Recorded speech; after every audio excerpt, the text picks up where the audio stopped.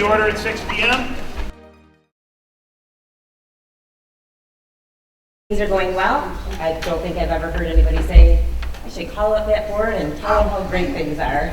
But you have really been a steadfast commitment and dedication to our community. And through all of this, maintaining the students and community and staff at your forefront. So I appreciate that. Thank you for your countless hours of service. You'll see there's tins, like cookie tins, filled with different things. The top one was going to be filled with really beautifully decorated bee cookies, but the norovirus hit my house this week, so the girls and I were going to do that for fun. So that you will get board member 2.0 in February. I did not think he wanted me to spread that. Norovirus. Thank you, sir. All right, be the difference. Oh, that's you again. Okay. Is Penny here? Yes, that's okay. Here she is. Okay. I'm not even.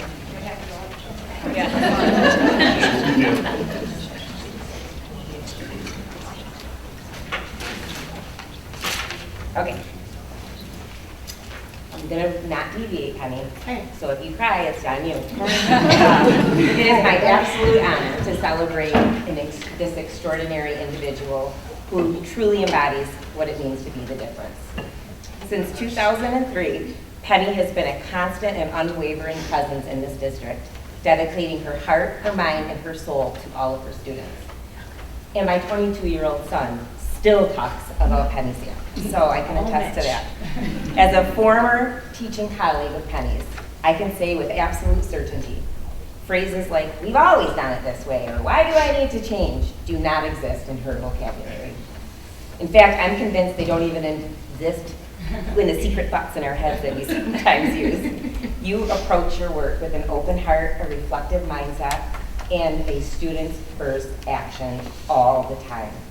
Your positivity is a light that shines brightly in everything you do, whether it's a kind word, a new idea, a gentle nudge. You're all the things, and you radiate grace, care, and unyielding commitment. It is not often we find someone that makes this mark on others, whose influence ripples, but you are that person. Thank you.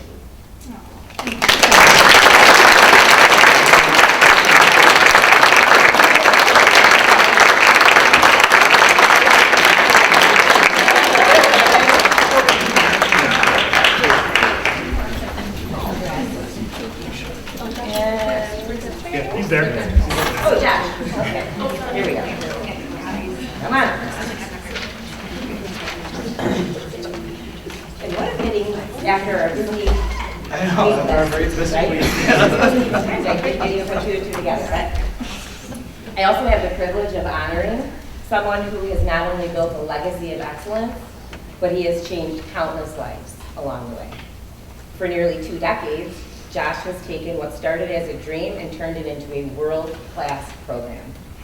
I think Jesse has contacted me, on a side note, not written down, twice, that different schools have called him to talk about your performance on Friday. Davidson and Omega.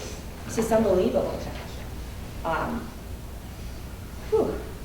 In Josh's program, music transforms into a source of inspiration, belonging, and hope. Your impact goes far beyond the classroom. Time and time again, personally, to me, I've heard this, you have been credited to saving some of our most at-risk students. Through your compassion, your understanding, and your willingness to see each student's potential, music has become a lifeline for many, especially in some of their darkest moments. You are a teacher of music, but you also listen, support, and believe in your students when they don't believe in themselves. You have not only built a program that makes our district proud, but you have built a community of students who believe in themselves because you believed in them first. A community of families who know their children are in the hands of someone who cares. Thank you, Josh, for your heart, your vision, your hope, and your joy.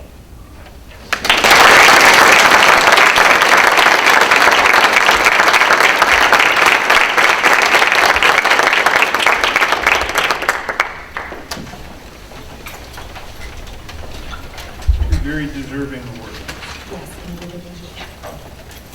Alrighty, reports. I think Mrs. Hankins is taking pictures, so Mr. Zakowski, why don't you jump ahead? Sounds good. Well, we had something to celebrate. 5 Memphis Junior Senior High School students received medals at the local Skills USA competition at Tech. Rebecca Hashley was 3rd place in automotive refinishing technology. Zachary Chisholm, 3rd place, automotive service technology. Jocelyn Colbert, 3rd place in plumbing. Lucas Ballman, CNC programmer, technician, 1st place. Jacob Livingston, gas metal arc welding, received 2nd place. All 5 students will advance to the regional contest, which will be held in February. SAT meetings took place on January 9th. We reviewed 29 students focusing on academics, behavior, attendance, and social awareness. Notable patterns of improvement were observed in many of these areas. The action plans were updated.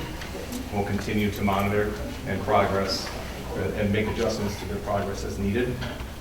The NWEA winter test is underway. Currently, still working to complete all grades.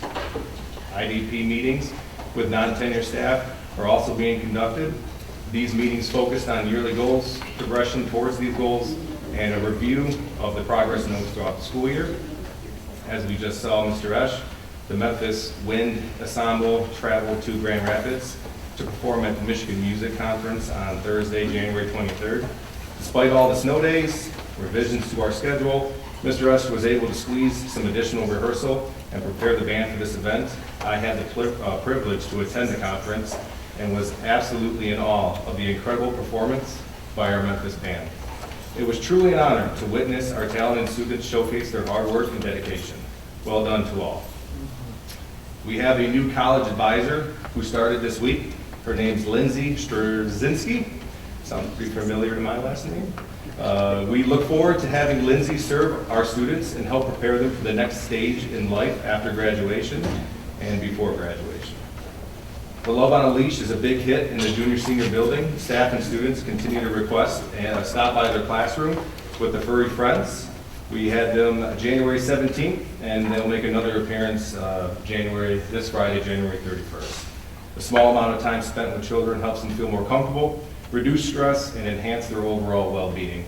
So again, I'd like to thank the board for approving of this program for Memphis Community Schools. Thank you. Any questions for Mr. Zakowski? Thank you. Go ahead. Thank you. We have set our date for kindergarten kickoff and preschool registration night. That's February 26th from 5 o'clock to 6:30 for both programs. We're going to, again, do our signing day. That seems to be a big hit, and parents enjoy that. We already have 14 students enrolled in GSRP to start next year. The county and the state are expecting a big boom in students enrolling in GSRP with the free pre-K for all coming up. In addition to that, as soon as we sent out our advertisement, we already had 13 students call for Strong Beginnings for the next school year. So we're hopeful that our outreach to the community and the surrounding communities to get kids into these preschool seats is working. We'll continue to review that and have some enrollment events this summer as well in conjunction with the book bus. Thought that would be a good way to get people out there and get them introduced to the school. We've conducted or holding IDP meetings for non-tenured staff. Those meetings were supposed to be last week, but because of the snow days, they've got pushed into this week, but they will all be done by Friday. We also celebrated, I think you probably saw in the weekly update, our foster grandmas. The governor declared Foster Grandparent Day, so we were able to celebrate Grandma Linda and Grandma Lori, who work in our kindergarten classrooms, and they just do fabulous work with our youngest learners, and they're an excellent part of our community. We're so happy they're here. Just like Mr. Zakowski mentioned, we're working on squeezing in all that NWDA testing. We're still hopeful to be done by January 31st. That will depend on how the rest of the week goes, but we're trying hard to stay on track with that. And then we have our PD Day scheduled for February 3rd, which is a half day of school. We'll continue our book study with Julia Lindsay that day. We'll meet again with Aisha Dent, and we'll also get a start on our SAT meeting documentation. I'll be happy to answer any questions. Thank you. Any questions for Mrs. Hankins? Thank you. Mr. Walsh, anything for us tonight? Just a couple of highlights from my reports. One, the state held their first revenue estimating conference a couple weeks ago, and essentially this is the first step in the budgeting process for next year's budget. The highlight of that is the school aid fund ended 23-24 in a better position, and revenues are estimating higher than originally projected. So the school aid fund looks to be in good health, and that is good news for the projections for next year's budget. So we'll continue to watch that. Obviously, there's another revenue estimating conference in May that kind of tightens things up a little bit. And usually by the end of May, early June, we have a budget projection in place from the governor, but this is first step and it's a good start. The other thing, a couple months ago, I mentioned a grant that the state was issuing, the 147G grant, which is a reimbursement to employees who were in MIPSR's retirement plans that involved 3% payments to the healthcare subsidy.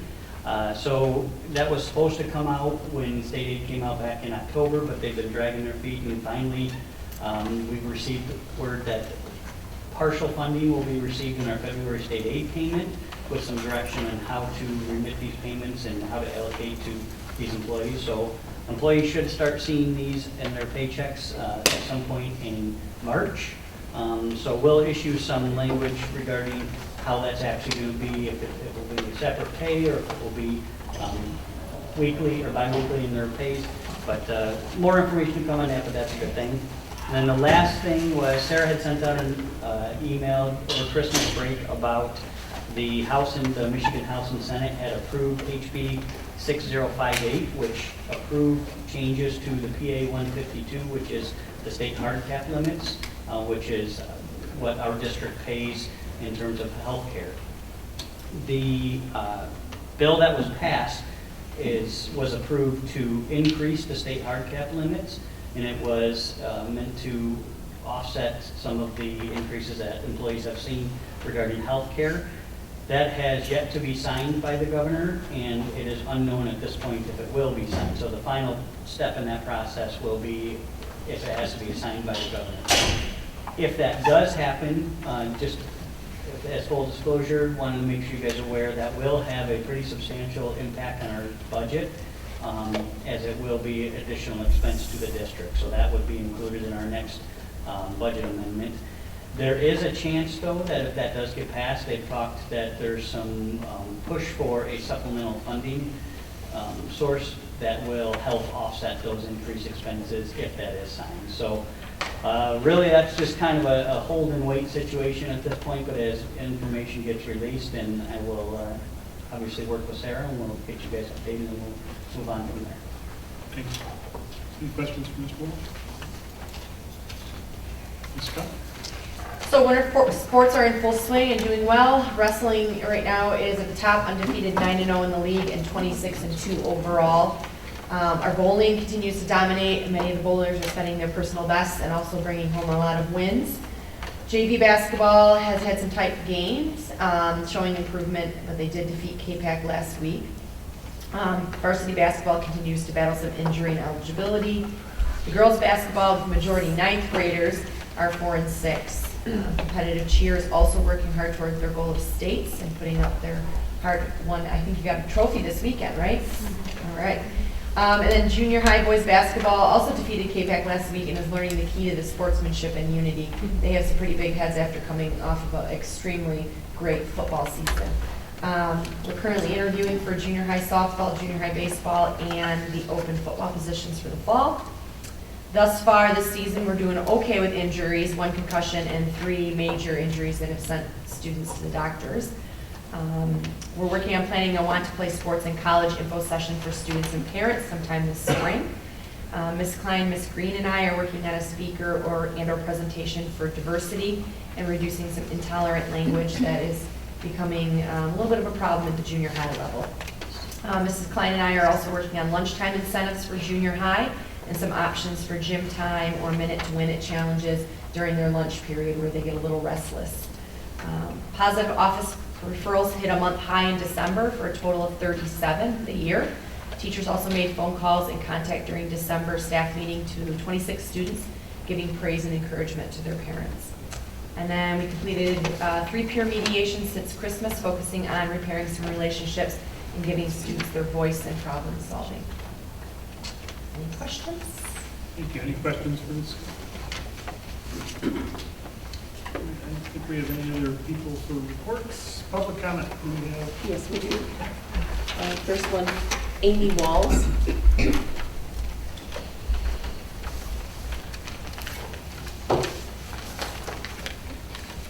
Walls, I'm the resource teacher at the elementary since 1998. Good evening. After listening to the recording of the January 13th board meeting, I feel compelled to speak tonight to some points that were made in attempts to discredit a particular administrator.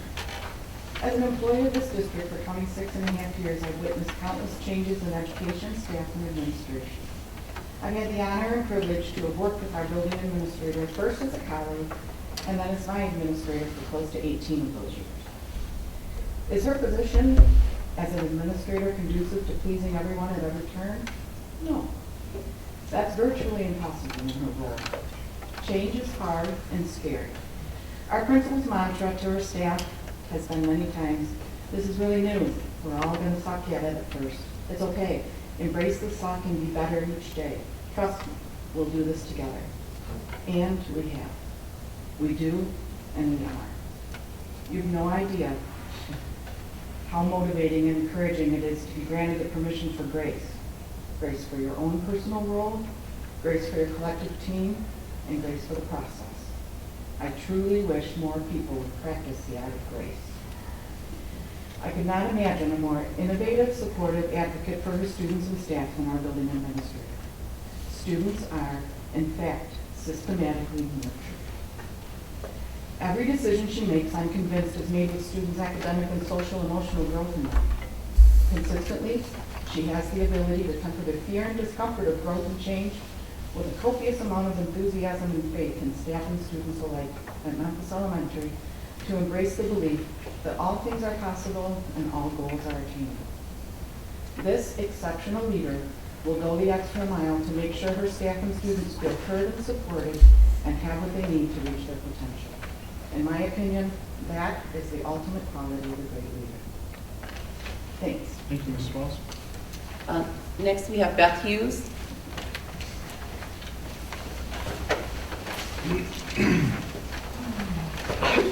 State my name and my address.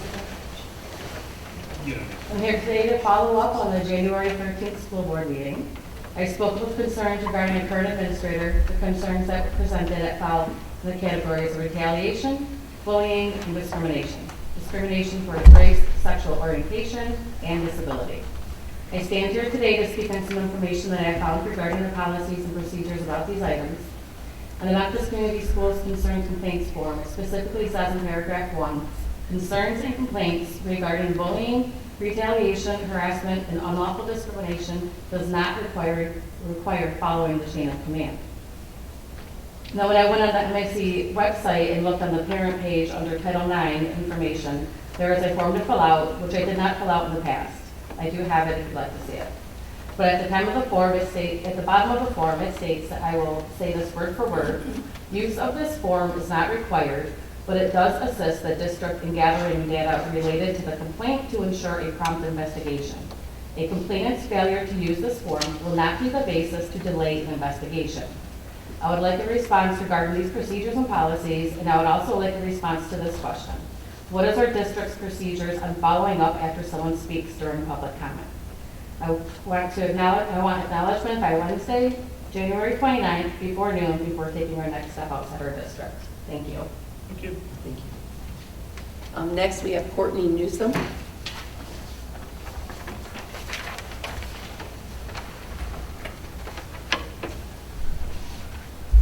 Hello, I'm Courtney Newsom, and I'm going to just bring some positivity to our district and our community. Good evening, my name is Courtney Newsom, and some of you may recognize me as the parent of 2 Memphis Elementary School students, Landon in 3rd grade and Layla in kindergarten.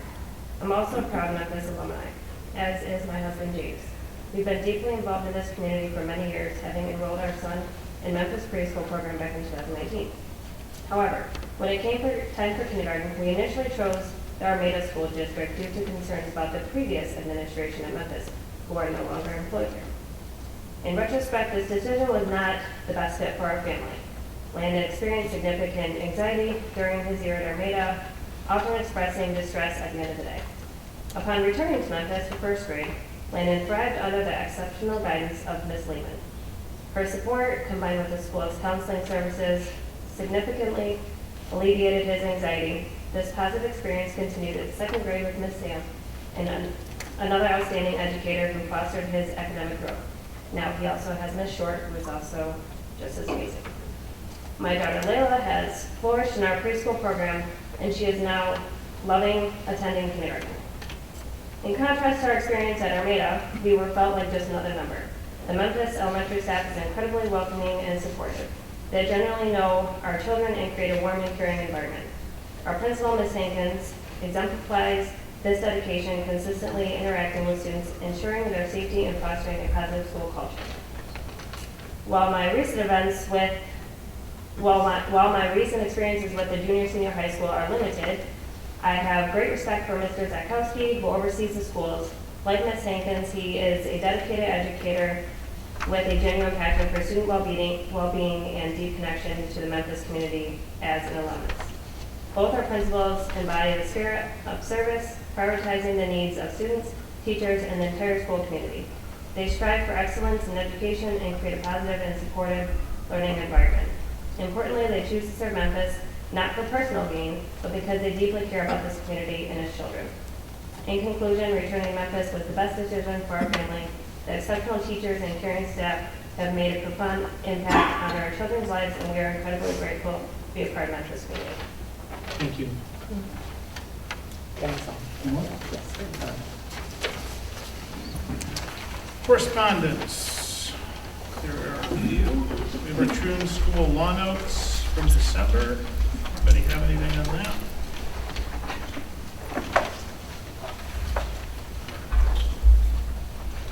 All right. Our skills competition, which Mr. Zakowski already spoke of, are 5 students that did exceptionally well. And the Clyde family nonprofit. Mr. Cook, can Yeah. I just wanted to say, we're going to create a recognition in one of the display cases out in the front too, just recognizing all 5 as well, so it'll be up very soon. Excellent.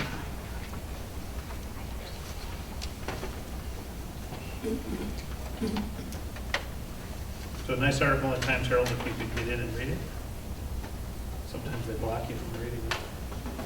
If you don't have some sort Review stuff for free. Exactly. You gotta change your name and do all kinds of weird stuff. All right, anything else on correspondence? Otherwise, we'll move on to action items. Let's get a motion on the floor and then we can discuss those.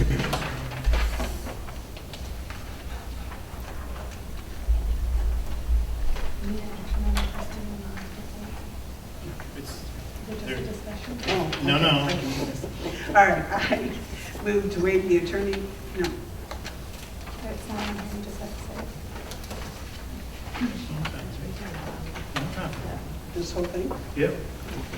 All right, so I move to waive the attorney-client privilege with respect to the True Law Firm correspondence dated December 6, 2024, pertaining to a board member serving on the boards of 2 separate governing bodies at the same time.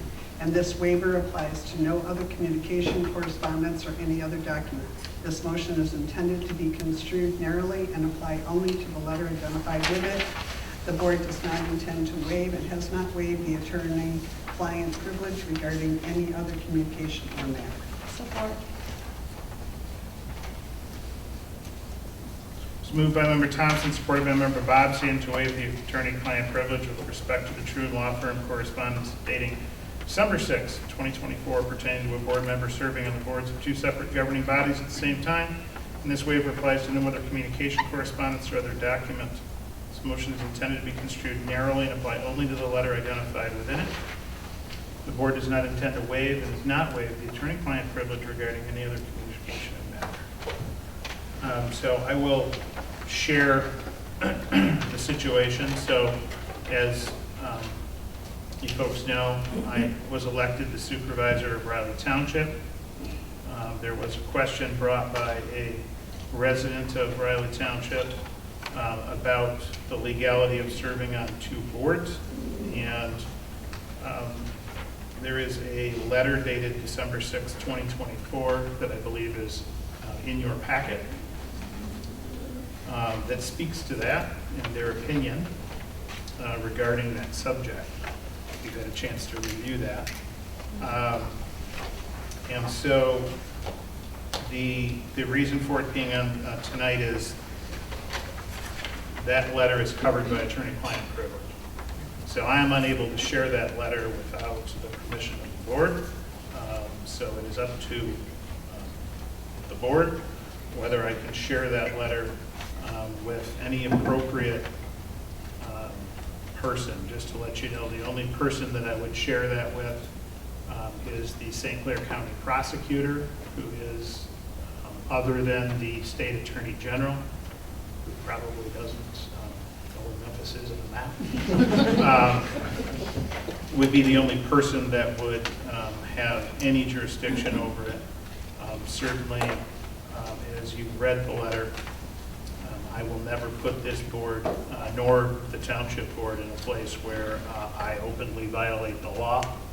However, as you read that note, you will see what the opinion is of our attorney. So I'm just seeking that waiver in order to share that, should I need to, with the appropriate authority. I'll take any question, Jay. It's actually, before I do that, obviously, if there was ever a conflict between the two, I would have to step down from one, and I'm very clear on that. Reading the letter, I think that it totally states what the question was and an answer to it, so I don't even grab that. Any other questions? Satisfied with the letter, too. Say again? Satisfied with the letter, too. Good. All right, we have a motion and a second. All in favor signify by saying aye. Aye. Any opposed? Motion carries. B, superintendent, thank you. Superintendent evaluation planning, indicators of success and evidence setting. There's no motion for this.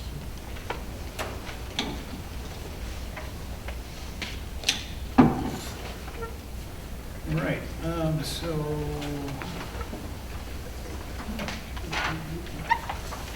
yeah, there's no link. You're gonna have to go to the. Yeah. So as our training, we were in, Chris, you haven't taken the training yet, That's the one I'm going to take next week. right? Okay, great. So you'll be able to participate as we get into this.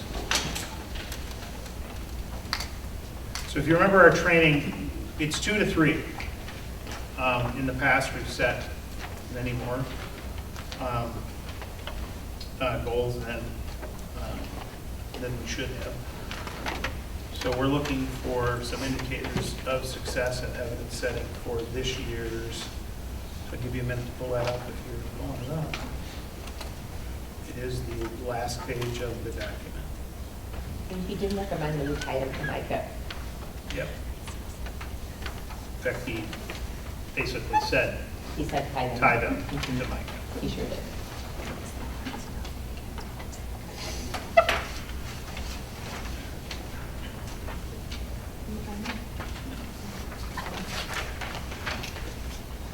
In the Micah program, the superintendent,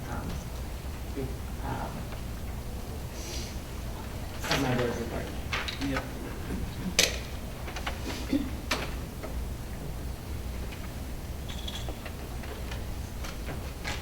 All right, so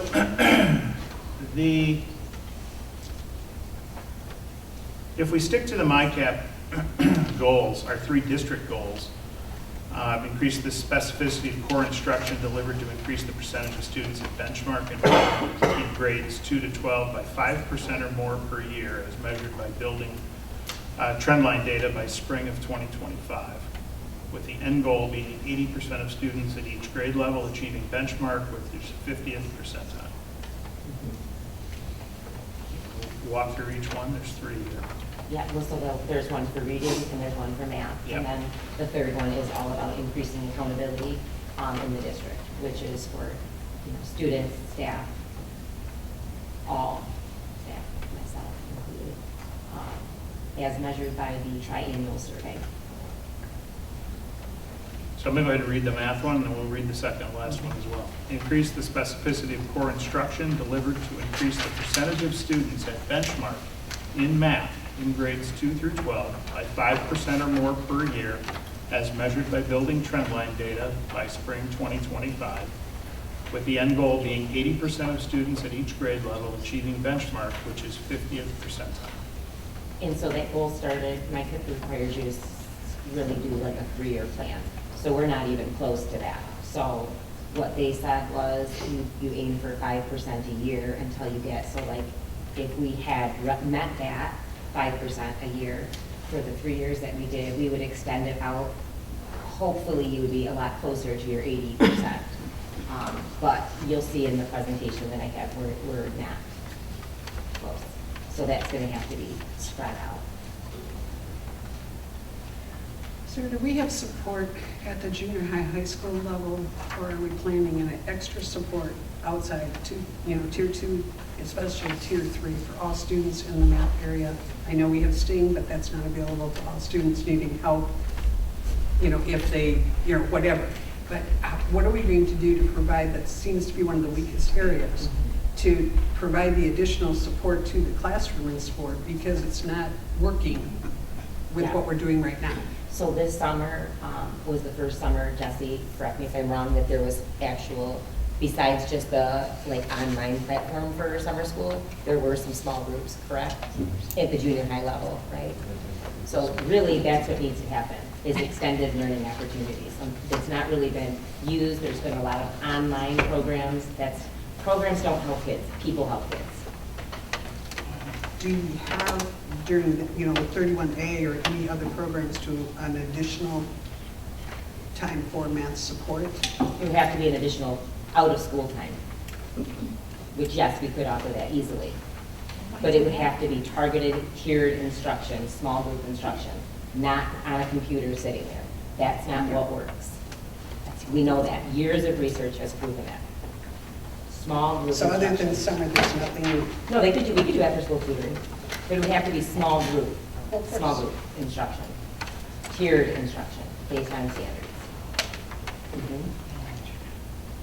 Yep, we can absolutely do that. They do that at the elementary. Is it still a paid program? Yeah, absolutely. Yep. Okay.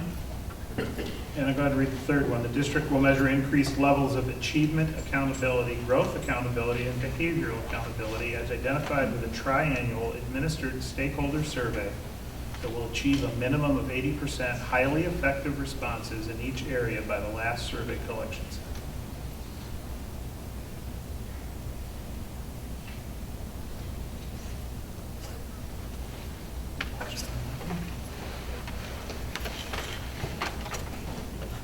When is the first? February? Oh, yep.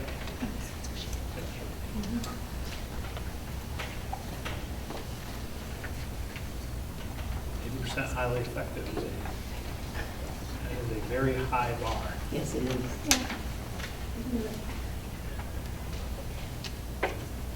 It is a high for a perception survey.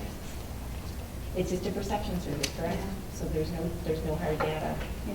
Because, we can show the data, for example, like I started showing in last week's MCS Weekly. Before we started that, we had 8,000 plus missing assignments that were zeros impacting kids' ability to access and access the curriculum. In one semester of the year before we did that, we were down to in the 3s in comparison. So, see, these are data points that I'm trying to point out. But, it's perception is perception, right?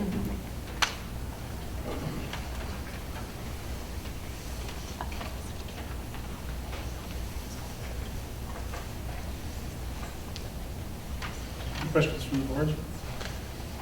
Comments on those three? I mean, frankly, I can't think of three things that I would rather measure over the year than academic performance and accountability and behavior in their school. As long as we're continuing to try new approaches if old approaches are sticking. I mean, I think that You have to try new things, that's for sure. You have to monitor and evaluate them, and then tweak them as needed. No one and dones.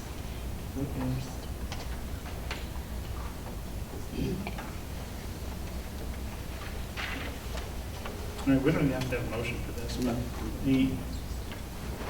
anyone want to look at anything different than those three? Remember, our direction was 2 to 3, based on the, on my cap anyway. I guess I asked this when talking about evaluating someone's performance. If we achieve growth to the end goals, would we consider that a good year for the student athletic? Aside from all the other things that are contained in that, in the superintendent evaluation, those are when we get to that last page of the superintendent evaluation and say, here are the things we asked her to focus on. Would we be happy if she did those three things? I would be happy. I think these are very hard for them. When you see some data, you're going to realize it's not hard. Yeah. I was already recognized that these are going to be three very hard goals to achieve. That's okay. I like them. I like them too. I hope you achieve them. Thank you. Board member want to chime in on anything different than these three? Otherwise, we're going to tell her going forward, these are the three things that we want her to focus on outside of the everyday things that we evaluate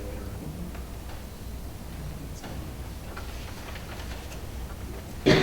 Your target date, I do see that you're going to change to 2027. Technically, you're not, in my CLIP, you're not supposed to change it until that happens. Okay. But we will not, I mean, like I said, you're going to see in a few minutes. Right. So we will not meet that goal. I Yeah. mean, we would have to gain like 15 because we've actually decreased at some levels. So we would have to, yeah, you'll see. We have to get back to baseline first. Yeah, Yeah. right. Okay. Okay, any other comments from the board on that? Alrighty, strategic plan discussion. This got put on after our last meeting. Leslie's the one who wanted this Yeah. on. Yeah, so this is the one pager. I don't know if you guys want me to reach out to MASB to schedule a strategic plan workshop. I don't, but this is the one pager that's good through 2025. When did, was that 2020 we did 2020, that? they're typically 5 years. Yeah. Yeah. So we'll definitely have to have one that is community, teachers, board, whatever, by the end of this year to start. That expires at the end of 2025, this year, correct? Yeah. That plan? Yes, So beginning of next school year, we have a, you could, or you could go calendar. I don't know how you guys did it. I don't know if you We did. did it in the summer, I thought. No, it was a February. Was it? Yeah, it's usually calendar, but I can reach out if you want, or we can Why don't you reach out and find out what their availability is? it doesn't really matter when, we just need get to, it. as long as we have wide variety of community and stakeholders. Yeah, Yep. All right, you got that then? yeah. Alrighty. Need a motion for item D, closed session.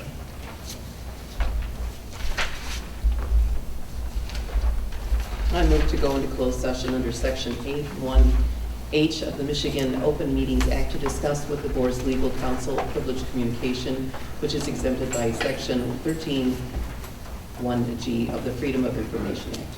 Support. It was moved by member McHugh, supported by member Bodstein to go into closed session under Section 8(1)H of the Michigan Open Meetings Act to discuss with the board's legal counsel a privileged communication which is exempted by Section 13(1)G of the Freedom of Information Act. Roll call, please. I'm sorry, at 6:49. 6:49. Mr. Cook? Yes. Mrs. Thompson? Yes.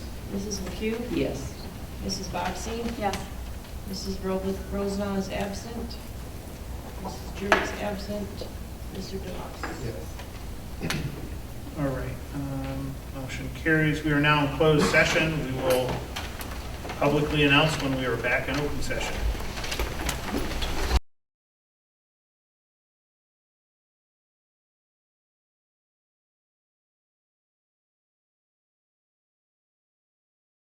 All right, we are back in open session, and just to walk group through how this is going to go, the MEA will present their opening statement, any witnesses, present their grievance, any information that they would like to share with the board, the administration, and or the board may ask questions during that time. When that is completed, the administration will present their information to the board, which time the board and the MEA representative may ask questions of the administrators. Following both presentations, the board will deliberate without interruption, so with 5 board members, and render a decision and provide that as required within 10 days in writing. Got anything? So whoever's presenting the opening statement is ready. Go ahead. Thank you. Is it all right if I stand here? Sure. Okay, you guys can hear me okay? Yes. Okay. So my name is John Creasy. I am the Michigan Education Association UNICERT Director. My office is at 308 Wall Street, Port Huron. And I've been working with the Memphis Education Association Grievance Committee to work on this grievance. Basically, their grievance, it's specifically stated in the potential contractual violations that are written into the grievance. But the basis of it is that there is a program that was implemented this year that was not changed in name from the previous years, although in previous years the name had changed, but the format of it had not. But this year they kept the name the same, but they changed the format. And with that, the format was implemented on a unilateral basis by the administration. It increased the workload. It changed the working conditions for the teachers. And usually with something like this, in my experience of grievances, I've done a few grievances during my history with the Michigan Education Association, and I'm a retired teacher too. So I've seen that stuff like this usually gets worked out before it gets to the board level. Your teachers, the grievance committee would like a settlement, come to a conclusion, come to an agreement that would be good for both sides, but that hasn't happened yet. So that's why we're at this particular level. And of course, if both sides are not satisfied after the board level, the next step is arbitration. And I'm going to let you get the specifics from the grievance committee. Okay, thank you. Any questions for me as I stand? Any board members? Any administration, any questions? All right. Hello. So my name is Mrs. Phillips, this is Mrs. Lever. We're going to be the spokesman for the group with our respective areas of coverage. I'm going to start. We weren't sure exactly how this was going to go, so I've chosen some highlights we'd really like to share with you. If there's anything missing, obviously, or you feel like there's some other evidence you would like, please let us know. We might have it here, we might need to look for it, or however the case may be. So if I get too long-winded, please let me know. I'll try and get through things. And then Mrs. Lieber is going to cover some of the special ed concerns. So I'll go through my 2 things fairly quickly, and then she'll go through hers, and we can go from there. Is that okay if I stand here to spread out? Yeah, Okay, I just want to make sure. So in anticipation that you folks have the grievance, I also am primarily going to be speaking to the 3 components from the letter of explanation to start, which includes, let me see, the students that leave in the afternoon, and then, like I said, Mrs. Lieber will take care of special education, and then the number of class preps that teachers have, which is part of our working agreement. If there's so many classes that we're teaching, this is adding another load. So that's where I'm going to start, and a little bit of history of where this program came from, because we've had quite a turnover in administration since it started. So I guess, I don't know, I should just do the boring stuff, I don't know. So what I have is what I just labeled. I just labeled it contract history. This program, in essence, started with the contract of 2015. And so what I did is just highlight it on the front. It was established with a different name, with a very extensive letter of agreement that's in there. And then on that front page, I just listed each of the contracts that it subsequently shows up in. You can see that in the 18-19 year, the acronym changed, but the language that describes this program has not changed contract to contract, so that's what we're working off of. Our staff, many of us have been here since 2015, if not prior, so when we talk about kind of past precedent, if you will, or sort of the standard procedure for this, these are the records that we have. So this is what we're going off of. So I just wanted to make sure you folks had that history. And then I think I'll go to, if it's all right, the 99 students. Again, like I said, if I'm going too fast or whatever, let me know. But one of the contentions was that all students are enrolled in this STING program. And in fact, there are 99 students that leave for any of our 3 programs. And again, I have an email to that effect, if I can, my fingers will stop shaking here. Which, if you would like me to leave extra copies for the members that are not here, please let me know. Okay. So as you can see, again, one of our concerns as teachers is that we have 99 students, typically juniors and seniors, in fact, I would argue all of them, that aren't available for this program. So whatever it looks like, typically it's homework support and so forth, they're not available to get it. So that's a concern of ours as a staff, especially since it was contended that all students are enrolled in this. And, Please. and also, all of the students that do have STING, they are not getting math and English support. They're either getting one or the other, or they're with a teacher that is not certified in either area.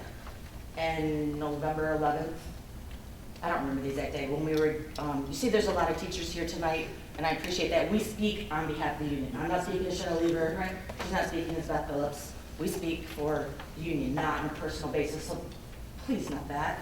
We don't want to be the face of this. It is everyone that is involved. But we, without any prior conversation with us, it was, these binders were given to every teacher with a lot of information on NWEA. I'm very familiar with the NWEA because of special ed, I being there all the time. And we were told that it would be some, you can tell me, added support. I don't remember, I'm paraphrasing, I don't remember the exact words. But in everyone's packet, it's not added support. These students don't know this information yet. And if you want to see any of these, for instance, this anonymous student, it will say, is ready to develop these skills. Is ready to develop these skills. It's not, they know them and they just need a little extra help. I can't help with math. Math teacher can't help with English. Excuse me. The way STING used to be, you could go and visit your math teacher or your English teacher, where now, sorry, they're probably doing small group because that's what we are instructed to do, and we have a lot of, it's another prep. That's where the change of working conditions. And please know also, the whole union, we care about the students. We care about their growth. We care about them growing academically. We care about working in small groups because we care about the students. This just was given to us without any prior knowledge. It would have been a lot more beneficial to talk to us, just like STING has been in all of the past years. We've had input, we had zero input. I'm sorry. No, don't be sorry. Don't be sorry, because that leads me to the next piece on both the contract language and our letter of explanation, in that, again, paraphrasing, In our contract, teachers with 4 or more classes to prep, STING should be a support program with no extra prep. So according to the master schedule that we were given at the beginning of the year, and again, this is the only version I have to work off of, but this is what we used. Just looking across, you can see the teacher assignments. And 16 teachers have at least 4 preps, which would make that STING need to be a support system. In addition, in our letter, it mentions that there are teachers that have been assigned independent students that don't show up on that master list. And so if you wanted, I have it, I don't know how much paperwork you want, but I have the rosters that show 3 teachers that were also assigned independent students. They're listed separately in Power School, so they're getting a whole different grade. It could be a whole different class. So that adds an extra prep. So maybe I would just, so I'm not talking without names in front of you. So as you can see here, there are 3 teachers, and if you flip through, you can see their Power School list, and it shows you the classes that they're responsible for. So now some of our staff is up to 7 preps, technically speaking, when you include those independent students. There's something else that crossed my mind in that vein. Well, in our contracts, they're not supposed to have it. I'm not sure what you're saying. People with 4 or more preps. Oh, right. Are, I forget how it's written. Yeah, so again, those 16 people, right off the bat, should not have STING as an extra class. And, oh, I know what it was. Another piece in the letter was that there were some teachers left off of the grid that Mrs. Avalier put together. So I just wanted to make sure that you had the full staff list. Some of them you'll see, if you look across, some classes have like a slash. For example, I'll use mine. One of my classes is psychology and AP. I have 2 classes in the same hour. So again, we are considering that AP is a very different class than general psych. There's another class down the list that has 3 different actual grade levels in the class. So now you have 3 different levels in one room, plus and plus and plus. So that's how we were looking at the chart to come to our number of 16. I have, I don't know if I remember this one or not. Did I put it in the stuff? Or wait. Oh, wait. So I'll stop there, allowing Mrs. Lieber to address the special ed. And then again, if there's any other holes that you would like filled in or clarifications, please let us know. We might have the information here. We've got lots, just we were unsure as to what you would need or want. So I'll pass it off to Mrs. Lieber to handle special ed, and I'll help in any way that I can. I earned the role of Miss Lieber. Excuse me, Miss. I'm sorry, you are correct. I should have liked Miss it. Lieber. Okay. Okay. You guys are a lot more intimidating than, juniors or 7th graders even. Okay, as far as special ed, like I said, prior to, actually this whole school year, we were asked at staff meetings for input on, okay, let's break up the STING, and we would sit like in groups and, okay, well, who do you think, this person needs math, and we would have, it would be those of us in the trenches that were deciding what was going on with STING. For example, a lot of you know this is my 26th year at Memphis. I taught social studies and English, and then I switched to special ed 3 years ago. The last, not this year, the 2 years prior to this, it was, yeah, I would love to have some kids from my caseload.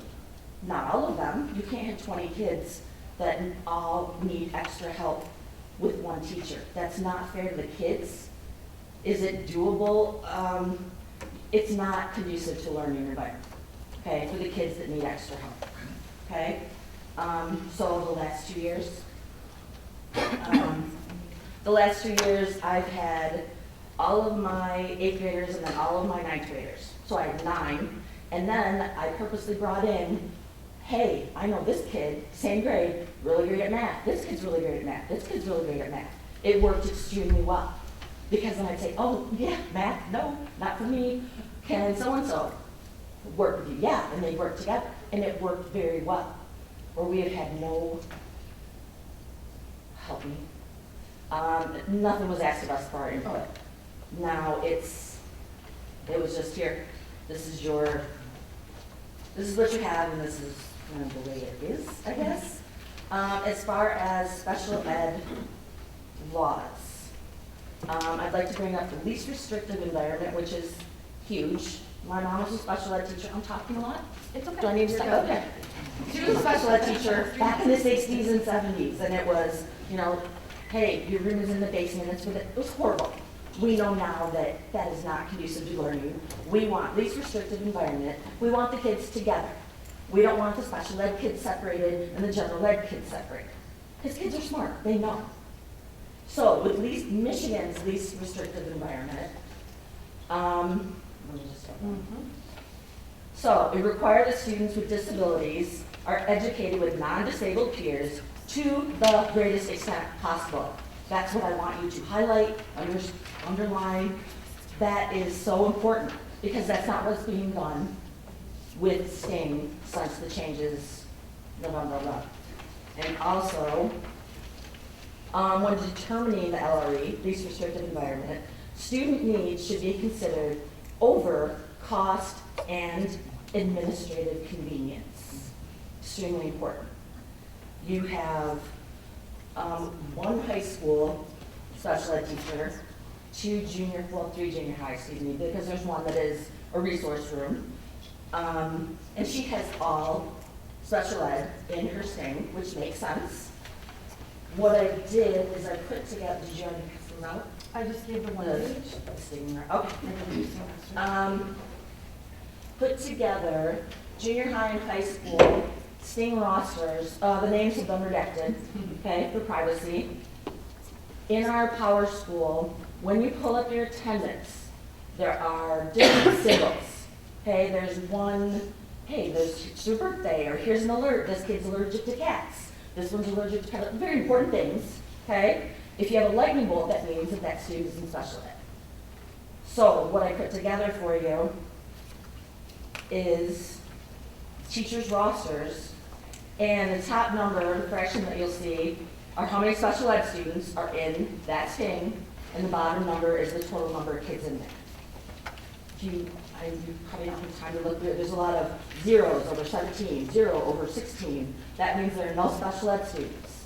If you come to the 3 special ed teachers, you're going to see a lot of lightning bolts.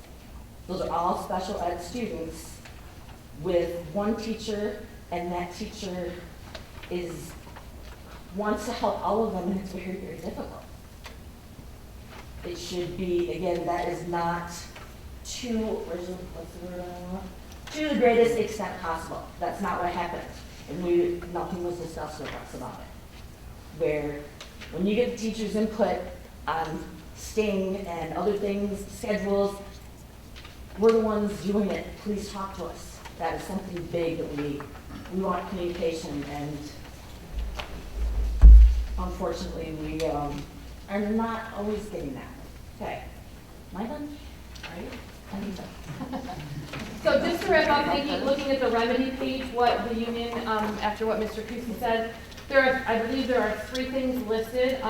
First up, this was implemented under 30 days. We believe that a change in teaching assignment was implemented under 30 days, which is potential for payment of that according to the contract language. So that's the first item that's in our potential remedies. The other 2, I believe, again, I should have it in front of me, are about discussing. Discuss with us. Help us come up. What's the purpose? We were just plunked down on November 1st with these binders with no premise. What's the intention behind it? Is there a better way to do it? So on and so on. So discussion, and then the potential under 30 days, so there is payment owed, are on the remedies list. So that's what we have so far. And then I know there's lots. Sorry, go. We're like, such a great table. About the money, it's in our contract for a reason. Right. It's not about greed or anybody wanting the money. It is about, it's a union, we have a contract, and this part was broken, and we just want what is We want it to be realized, and we want what's fair.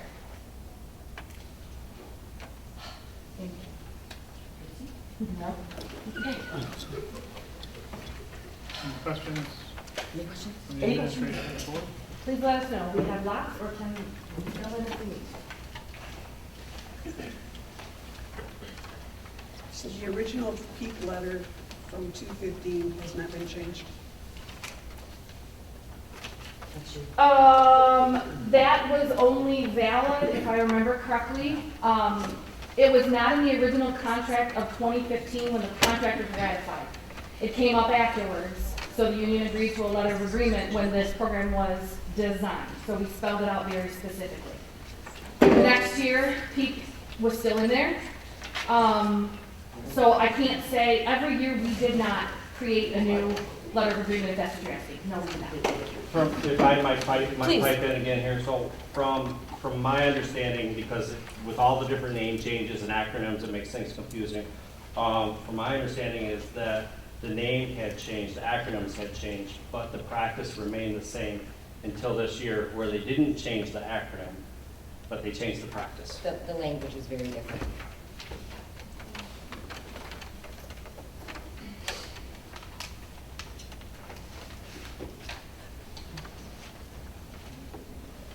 Board member administrations, any questions of the MEA representatives? So, like on your,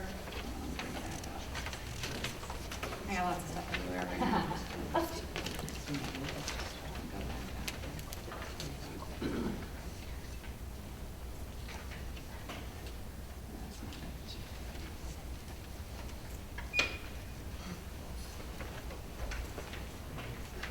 So the first one for the, make the teachers whole for the payment and stuff like that, is that payment for, you said there was a change within 30 days to the assignments and stuff like that, is that what that pay is referring to? Correct. Okay. It's the article that it's connected to. Okay.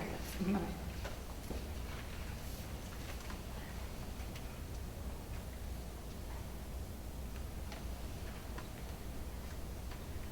Sir, can you help me understand this one? Once a letter of agreement is done, it is done, a letter of agreement's done if it happens during the term of the contract. It has to be. When the contract is done, then the next contract period, if it is to continue, is there a new letter of agreement? It's usually embedded into the contract. That's what we've done for all of our letter of agreements. It's a letter of agreement till the expiration date of that contract, and then typically it's worked into, if both parties want to negotiate that, into the agreement. It does not continue indefinitely. Sorry to interrupt. Our question should be for the MEA representatives at this point. We'll have a chance to ask the administrators questions here in a moment. Any other questions for the MEA?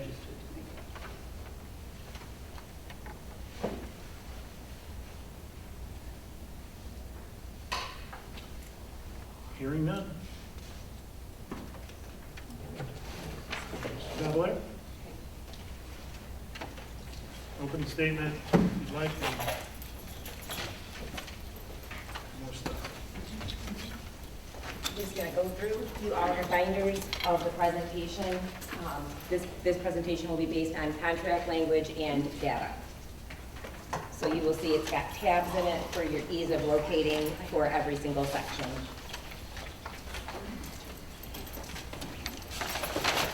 To introduce what an actual grievance is a specific violation to an article in a paragraph. And then these levels must be followed, starting with 1 all the way to 5. Currently, we are on 4.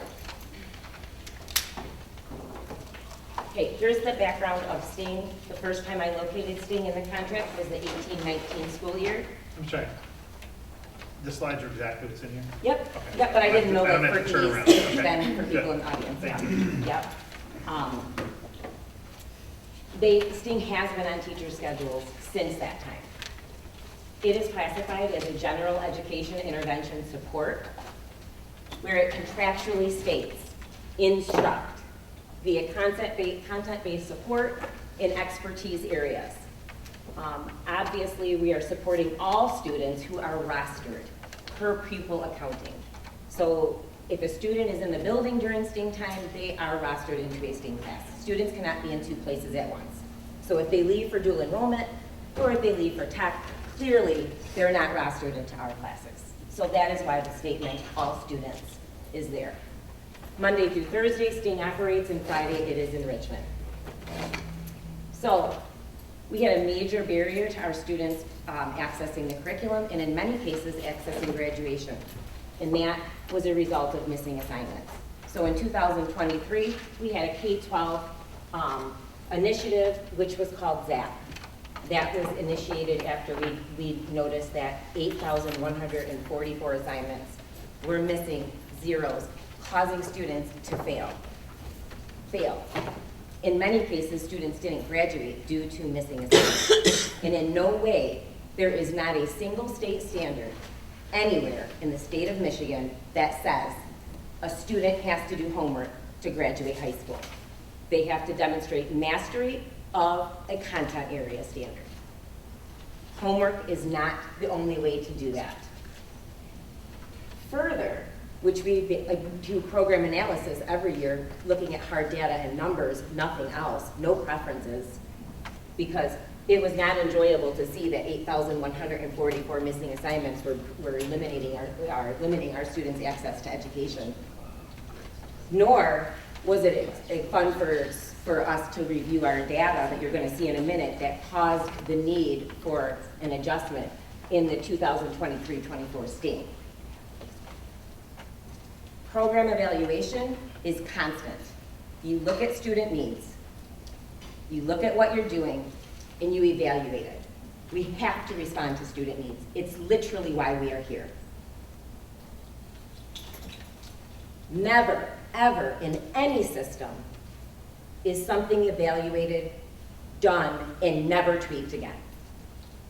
That is doing a disservice to our students.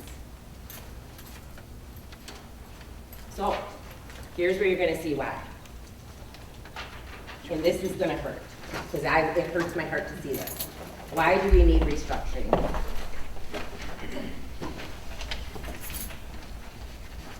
And as the board is aware, in the October board meeting, where we have to legally present our student data, you all were presented with some data. And every last one of you directed administration to change things, because that data was unacceptable to you as a board, it was unacceptable to us as administrators, and as a mom, it would not be okay with me for my child.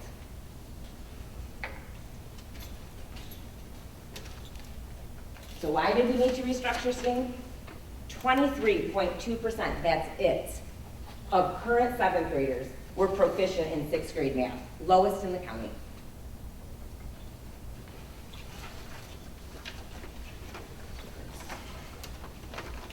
.8% of current 8th graders were proficient on 7th grade ELA, second lowest in the county. Missed the lowest by 0.8 tenths of a point. I'm not okay with those numbers. Why did we need to restructure? 26.3% of current 8th graders were proficient in 7th grade math. Not okay with that, as a mom, or as a superintendent, or as an educator. 23.3% of our 9th graders, 23.3% of our 9th graders proficient on 8th grade PSAT. So yes, we needed to restructure things. Yes, we absolutely did. Why did we restructure? The average 11th grade SAT score, 895.4. Third lowest in the county. The state average, 945. Why do we need to restructure? We receive 31A funds in this district. Both buildings receive 31A funds. You cannot receive 31A funds according to Section 31A of the Revised School Code Act unless you have tier 2 interventions. Tier 2 interventions cannot take the place of core instruction. So your hours in your day is your core instruction. When you have an embedded intervention block, which we do in both buildings, we have WIN, we have STING. That is where your tier 2 intervention block happens. We have students who need our help. When we have 20% of kids proficient, they need our help. If you look to this tabbed section, the one on in the insert, I sort of did it so that it's like that. Mr. Zatkowski went ahead and tabbed his buildings, 6th grade, 7th grade, 8th grade, 11th grade. Red is below state standards. This is a lot of kids who need our help. This is why we restructured state.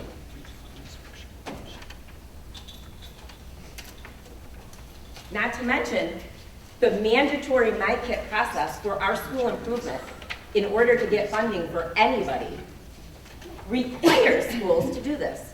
And we have to submit this to the state. First thing, assess needs. I think the numbers clearly indicate that we have to assess the needs. Then we have to plan. Okay, so we can do everything that we've been doing and hope for the best. Or we can make a plan and try something different that's going to be supporting kids in a research-based, evidence-based fashion, which is what we did. Then you implement, and then you monitor and adjust. For example, this is not going to be how STING looks next year because we are required by state law to monitor and adjust. So when our student data comes back and says, oh goodness, they're making strides here, but not here, we're going to adjust again. Because that's what we do to help our kids. And then we evaluate at the end. Because I sure as hope those numbers I never get to see again. That's how we're going to evaluate. I'm very passionate about changing kids' lives, and you're going to notice my tone. My whole passion is changed life trajectories, period. When 20% of our kids are proficient, we are not changing lives. These are our current MyKit goals. This is what we submit to the state of Michigan. This is what we are going to do. So these goals are 3-year goals, which means we've been working on this for 3 years, which means every single year, by our spring NWEA test, we should see an increase. And we should see it by grades 2 through 12. We have math, we have reading, and then our third goal was accountability, which is done this year. Let me show you some trend line data. This is one example. This is our current 8th graders.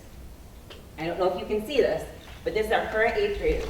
So what we call in education is benchmark is at grade level, okay? And if you're strategic, you need tier 2, which is what we're doing in state. And if you are in intensive, you need tier 2 and tier 3, which is a lot. And then this is the percentage of our students. So we are reading, okay, in reading, when these kids were in spring of 5th grade, we had 50% of our kids at benchmark. Reading, 6th grade, 46%. So our goal was to increase by 5. We did not. Spring, 7th grade, 36%. We can't keep doing things. We have to make changes. Math, spring, 5th grade, 53, 7th grade, 45, and then, this is 5th, 6th, 7th. We got back to where we were at 5th grade, so that's a good sign. But technically, we should be 58 and then 62. So we now have to adjust our state goals because we're not reaching that. Okay, how did the launch get restructured? Well, first, the data was shared because I directed the building administrators to share with their buildings before the board presentation in October, because there was no way I wanted that data to be shared in a public open board meeting without staff having that access. So the first step in this was that data was shared with staff members. So that was the step 1. And then, oops, is this yours? Oh, sorry. You're going to see, I'm not expecting you to read all of this, but you are going to see a complete sample of the STING binder where the agendas were shared, so staff was worked with, where resources were provided, so staff was worked with, directions, expectations, students' progress profiles, and specific details for achieving targeted interventions, which have to be standards-based. It's where it's at. Everybody knows that. On November 11th, Mr. Zatkowski worked with the teachers during the DPPD. It was a half day because, November 1st.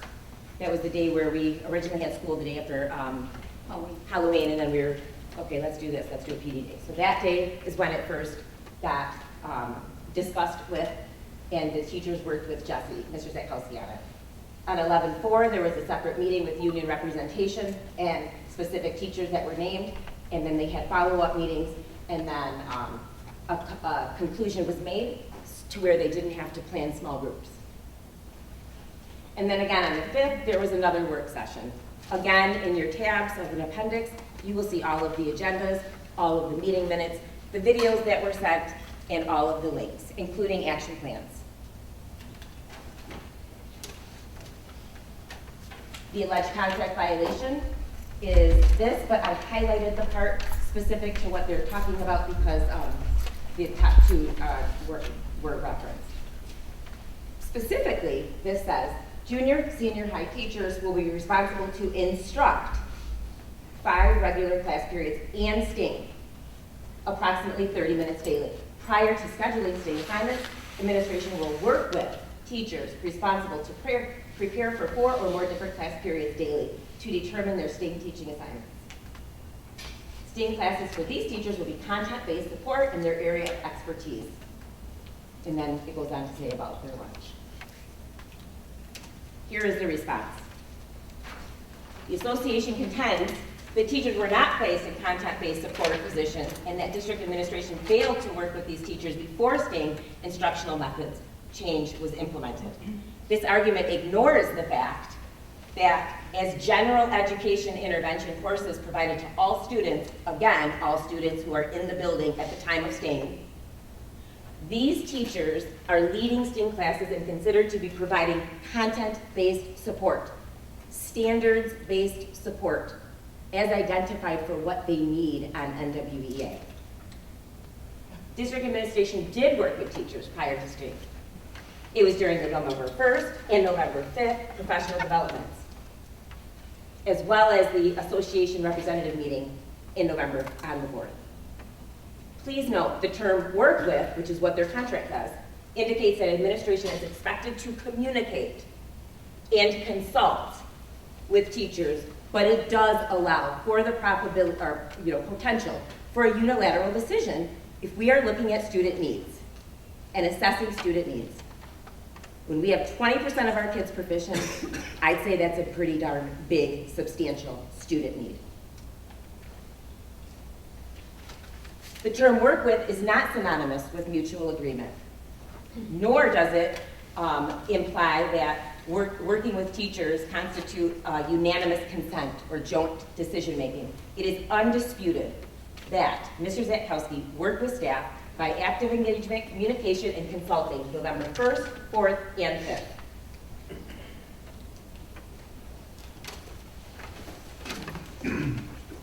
The association also contends that instructional changes in STING violates this section because it constitutes a change in working conditions according to past precedents. Every single teacher in here had STING on their roster. Every single teacher that is on the chart I gave you, in addition to Emily Isotolo, had STING before the spring restructuring. Their class rosters changed. Their methods of instruction changed. Their response to student needs changed. Their assignment, their teaching assignment, most certainly did not change.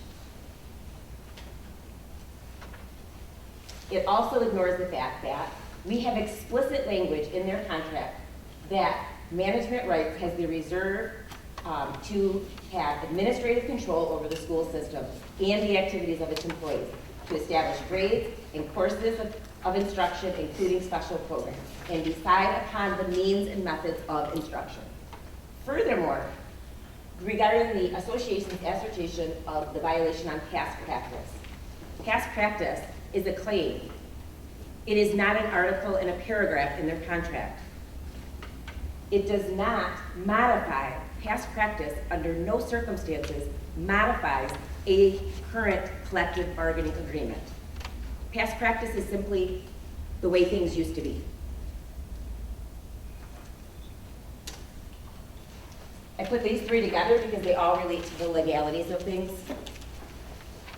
So they talked about three, Article 1, A through 6, Article 3A, Article 5A.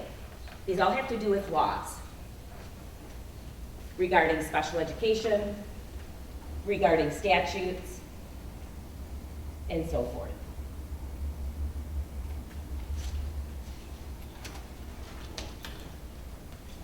If there's something you should know about me, I triple, double, quadruple check myself 18 times before I do anything because everything is so litigious.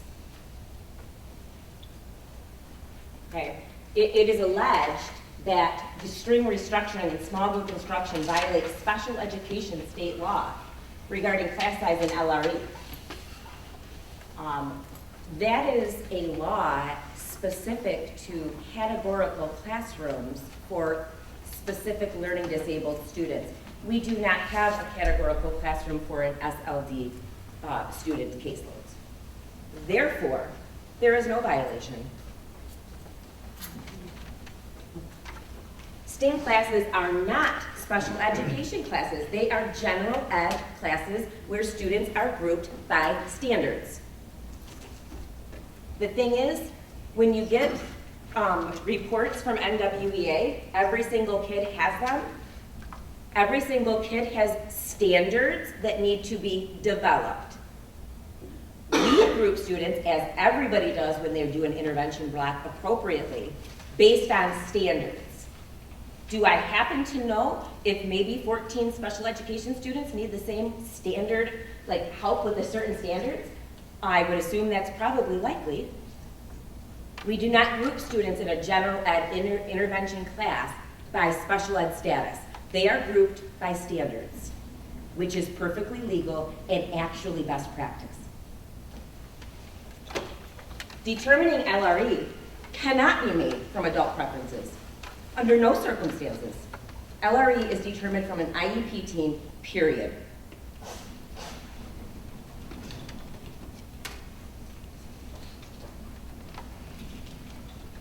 This talks about students being entitled to be taught by teachers who are working in their area of expertise.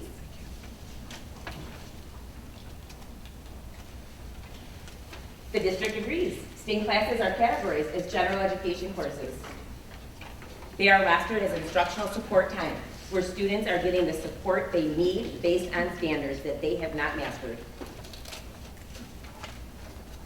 Additionally, as confirmed by the MDE, RESA, and legal counsel, intervention blocks are coded with an NX certification requirement. NX simply means you need no certification. Specific like to math or science or social studies. You have to have the same grade level on your cert. Because all teachers everywhere can support kids. Special ed, gen ed, at-risk, 504, all teachers everywhere can support kids. And if I have a social studies degree, I can do informational standard supports in my area of expertise. If I have a math degree, I can do likewise for math. All teachers, irrespective of their specific subject certifications, can apply informational tech standards to deliver meaningful, relevant, and impactful Tier 2 interventions, which is required in order to get 31A funding, which we all do. Okay, and this has to do with the change in teaching assignment. Teaching assignments were not changed. Class rosters change. Students change classes all the time. We have students who change classes for at marking period. That doesn't mean the teacher's schedule has changed. We have teachers' roster scheduling changed at the semester. That's not a change in placement. Additionally, we have an obligation and a duty to constantly look at what our students need. What is their data telling us they need? When 20% of our kids are proficient, they're telling us a whole lot. Are we listening?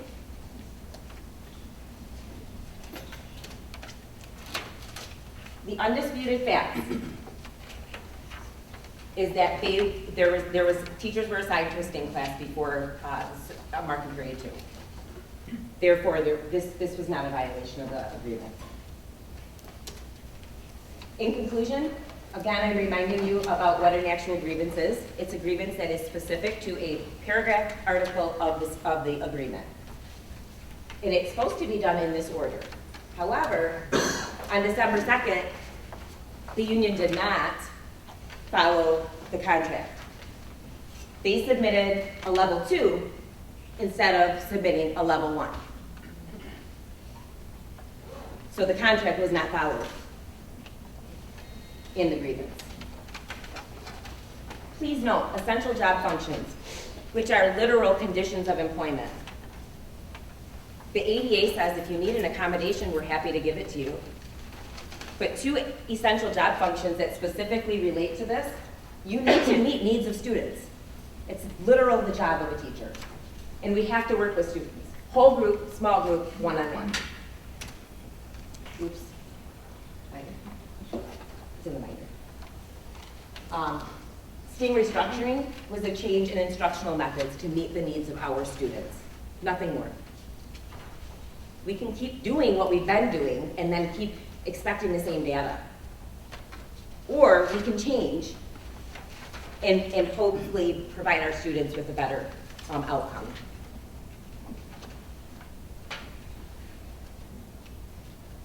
Responding to student needs via small group instruction during an embedded time already built into the day is not a change in working conditions. It's not a contract violation. It's called good practice. Past practice does not amend a CBA.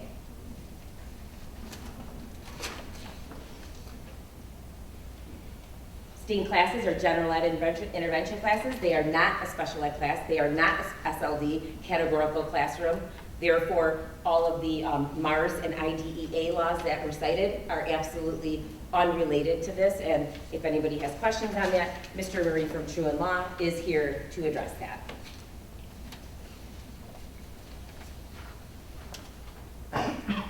This will give you a little bit more detail about those MARS rules and specific learning disabilities and federal IDEA law.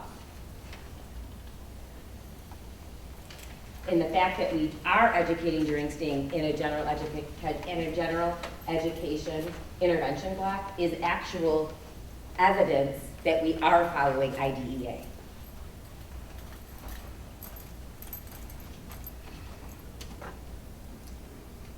The other requirement that districts have to do is have an MTSS system in place. We have a handbook. It was created in 2022 after I got here and was made to be a district-wide one.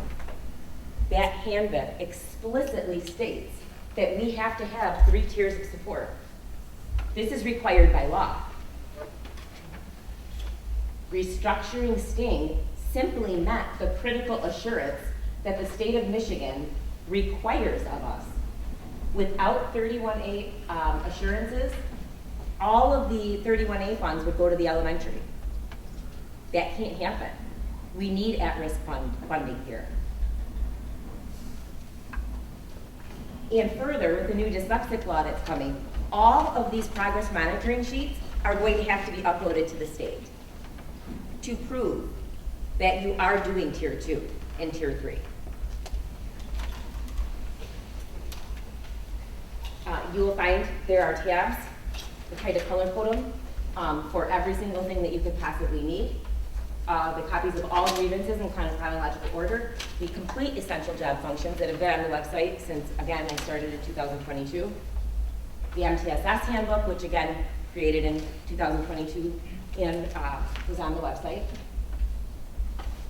Additionally, I would really like it for you to look at this sample of what was provided to staff. On the second to the last yellow tab, you'll see the meeting agenda where Jesse worked with staff. You will see the task, who is responsible and by what date, so expectations that were provided to staff. You will find goal setting sheets that we know is helpful for staff to achieve goals. He provided updates, links, the data of our students.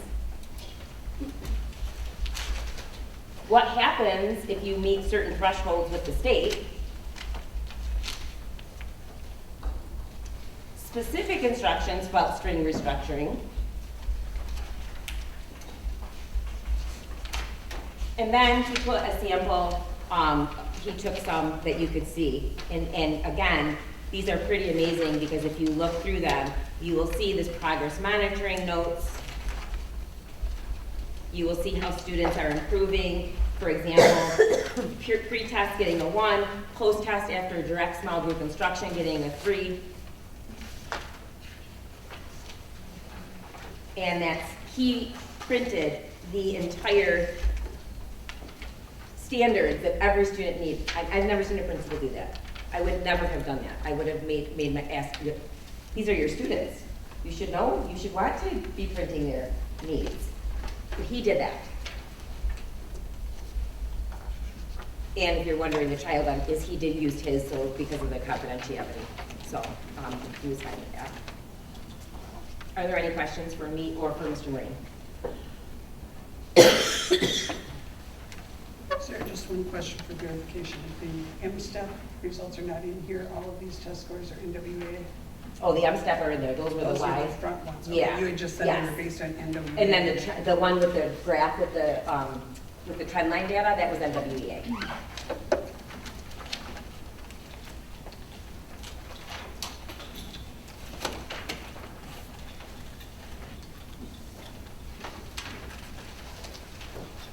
Questions for Ms. Stoutland? From the MEA or the board? I have some questions. Of the 81 or 8,144 zeros, are those all homework assignments? Or are they classwork assignments that kids didn't turn in that could indicate mastery of the subject? Maybe it for Jesse.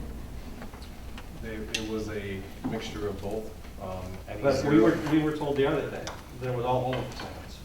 It was a mixture of zeros being placed as a grade for that student for that particular assignment. Okay. Another question I have: mastery of on high stakes tests such as MSTEP. We've had quite a moving target. Well, we've always had a moving target with that, but especially over the last few years with COVID. But isn't a general indicator of the PSAT and the SAT how well you perform is based on your economic status? What is your question? That's the question. I don't know what you're asking me. Usually you perform better if you That's a statement. Usually you perform better, a child performs better on the PSAT and SAT if they are economically advantaged. Is that true? Well, I really don't make statements unless I have the actual concrete evidence in front of me, John. I'm just asking. So I would like to see the evidence before I answer that question. How about a question specific to maybe some of the data that I presented? You did mention that. That's why I brought it up. I didn't mention economic. I did not. In the statement in the contract, what is the contractual history of that statement? Will work with teachers, contractually speaking. It literally says we'll work with. I know, but what is the history of that? How did that get in there? Why was it put in there? And what was the intent at the time that it was put in there?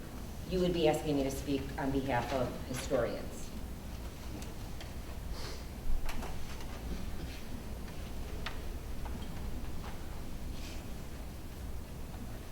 And I think we have one more question, maybe some more. But there was one question I heard up here. This was a statement. There are teachers not teaching in their core expertise. And that is what I was saying. Every single person could do informational text. Every student in every class I checked has informational text standards that they could be working on and that they need to be developing. We all go to school to be a teacher. We know how to teach. Respectfully, we all have our different certifications. Again, I've got 7th graders and 8th graders in my sting. All of them, except for 3, who don't have the lightning bolt, they all need math help. They are not getting that from me. I have a parapro in there, which is great. She is not an expert at math. They all need it. Can I help them with English and social studies? All day long. So But I can they're- tell you that they were based, Cheryl, on what standards were the lowest. So in other words, if students, if they're in 7th grade and their standards that they needed support with were 2nd grade standards, they got put with the lowest standards groups, was my understanding from Mrs. Zetkowski. So yes, which is why we're constantly going to be evaluating these. And for 4th quarter, they very well, the hope is, right, that we were able to fill those standards and then get them the other support next. Because you're right, we can't support both. We had to pick the, I always call it like a triage. Like, what's our biggest triage moment? And that's what it was looked at, standards. So the SAT was brought up, and we know that the 11th grade year is very test heavy in a lot of ways. Many of the students that leave in the afternoon and are not in the building to be rostered and staying are 11th graders.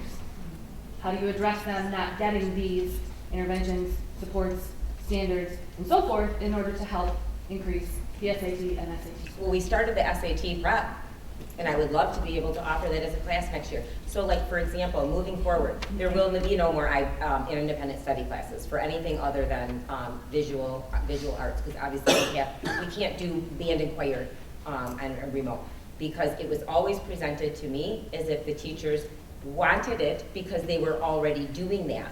That's gone. Independent study classes are gone. I directed Mr. Zetkowski to remove them from 2nd semester. Also, moving forward, we're not going to have classes that have 3, 4, 5. We will figure out a different option because that's going to automatically limit preps. So for example, if you've got a class with 4 in this one and 3 in this one, we're going to figure out a different option for that because we're not going to continue to offer if that means adding too many preps and then that being a barrier for staff to be able to address students' needs. Because right now, we have a lot of needs and we have to address that. Right, but to the 11th grade question, I don't know. I just said. Or I mean, the SAT prep you said. Right. But not all students are going to want to do that. But what I've been followed up with, Right. because we're not going to be offering classes that have 2, 3, 4 in them, when we combine them? Okay. we are going to have SAT prep classes into the schedule. Yeah, I understand what Yeah. you're saying. I guess, okay, is that going to be required or we don't know yet? What? Might the SAT? It would be based on data, which is how other schools do it. For example, my son did not have a choice. He got placed into the SAT prep class. My daughter did not. It's based on data. True, but again, you have a batch of 11th graders. We all know that not all students are college bound, and the SAT may or may not have validity to some, as it may to others.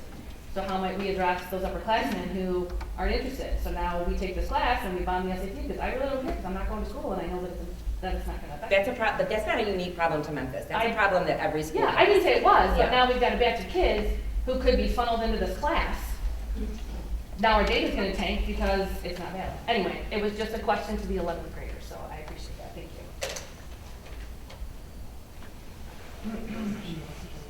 you. Any other questions for Mrs. Delaire? Board?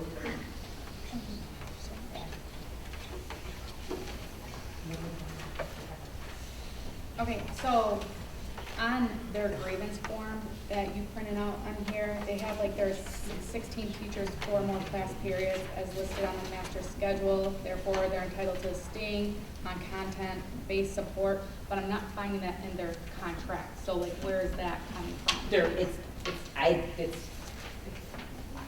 Maybe you guys can answer. The contract says if you have 4 or more preps, you will work in your area of expertise. It does not say you don't get a STEAM class. Okay.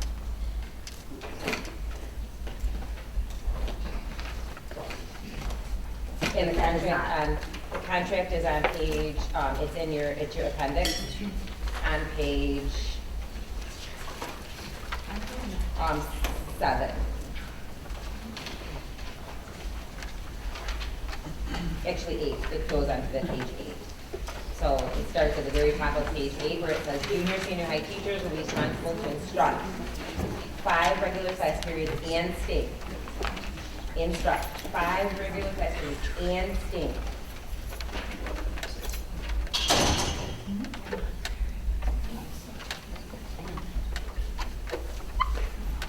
Mrs. Bossing, did you want me to I found it. address that? Oh yeah, you can go ahead and address it. Yeah, for sure. And, sorry, it's the English teacher in us too. I think the 5 regular class periods and STEAM could be open up for interpretation as far as we view it as you're teaching 5 regular class periods and STEAM, where I understand your interpretation. I think it's just one of those. But like you just said, so if there's teachers responsible for 4 or more different preps, which there are many, I don't know the exact number, if they're supposed to be teaching in their area of expertise, they are not, and that is in our contract. Based on the binders that we were given, which are NWEA math and English standards. Jesse, will you address that, please? It was stated that if in your certification, you would be doing small group within that subject area. And if you could choose math or reading, but we would like you to focus on ELA and math. And then if it was not in your certification, social studies, you could be doing informational, we could be doing maps, graphs, any type of information. Every subject you can do informational tests. So the ones who are doing the STEAM, ELA, and math, they are certified? Math, all the math ones are correct. Jesse? Anyone who's doing math, STEAM is certified. Laura, the one is doing IEP goals or something, you told me that? That is going to be Jessica Paulman. She's going to be working with her students on their IEP. So but that's what I need to know is do you have anybody, which again, it's not, that wouldn't be a contract violation, but do you have anybody doing math? To my understanding, Paula's saying yes. I do. I'm certified science and I do math. So you could do informational standards, and Jesse, you will want to get that in a different. Can you please clarify, when you're saying information, just because it's late and we're all tired, when you say informational standards, just explain to me, because I'm not trying to be argumentative, just because I don't know, are you saying, explain to me what that means. NWEA has narrative Right. standards and informational standards. Okay, so you're talking about informational text. Correct. Okay, so reading, basically, informational text. I'm just wondering because I don't know. Every single kid has about 25 informational, I've looked up everyone in your building. Every single kid in your building, I've looked them up. Every single one, I was able to find at least 25 informational text standards that they need to work on. Correct, and I do that with my kid, like I said, We're progress monitoring it, and we're doing it based on tier 2 interventions. Mrs. Dodler, in the response, actually, this is actually a question for Mr. Zankowski. In your response to level 2 grievance, you note that the level 1 grievance process was not followed, and that, quote, what's written here, nothing in the grievance procedure allows for the association or grievant to bypass the level 1 grievance meeting to file a written level 2 grievance, and as a result, failure to properly follow the Article 14 professional grievance procedure for grievance 1-24-25 with warrants denied. Are you saying the level 1 grievance meeting never happened?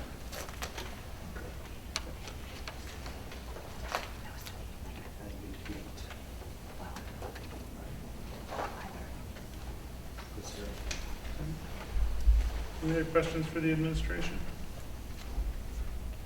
President Cook, just a clarification there on I was talked about the intent of the language that was written into the contract as far back as 2015, work with teachers. I have somebody that can clarify that historically, that said on bargaining teams. If you'd like to ask Ms. Babalera a question No, that pertains to that. I'm not asking questions. I'm not taking questions. Okay, I'm asking, would you allow her to speak?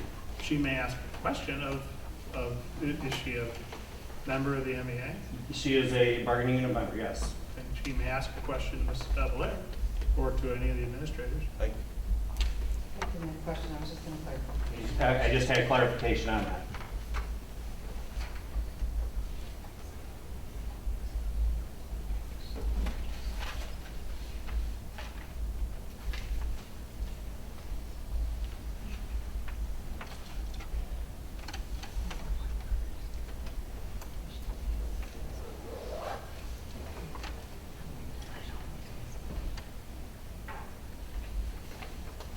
Any other questions for Mrs. Babalera or the administration? May I just have one more question? Sorry. Sure. I know. You can have as many my questions gosh, as you no. want. Jesse, can you please, in between the November, whatever day it was, when you were presenting us with this thing, and when you received the grievance, weren't there about 4 or 5 meetings with Ms. Visco and staff in regards to contract language and, what's my word, a lot of contention, and were there meetings in between when you gave us the binders and when we presented you with the grievance? Did you have meetings? I want to say there, I have them in emails and dates, 3 or 4. The dates are in. Is that correct? The dates are in the binder. Okay, I just wanted to make that known that it was, there were meetings to try to work things out. Okay, I just wanted that to be known. Thank you. I will state in my response, the dates are in there. I'm sorry? In my response, the dates are in there. Okay, thank you. Any other questions for the administration? So, I don't know if I can, but those meetings that were brought to you with concerns about this thing, were they bringing like alternatives or things? Because obviously what's the past is not working. That's been very clear. So we obviously have to do something different. Was there something that brought up like together, like maybe we should try this, this, and this, or anything else like that? The meeting, the November 4th meeting was with, in regards to the 3 teachers, that it was not in their subject area, and they had too many preps, and they would like to have a different pathway to STEAM. So at that point, it was determined that those teachers would be the ZAP teachers and ZAP support based off of that.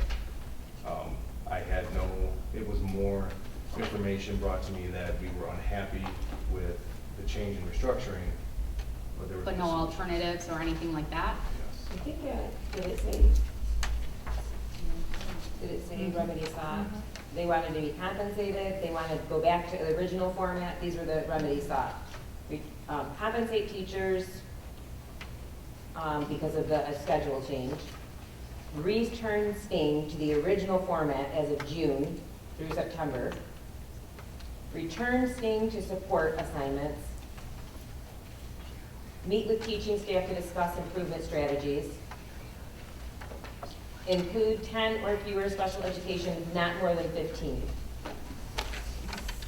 Because, and then it says per, it cites other things, but per past precedent.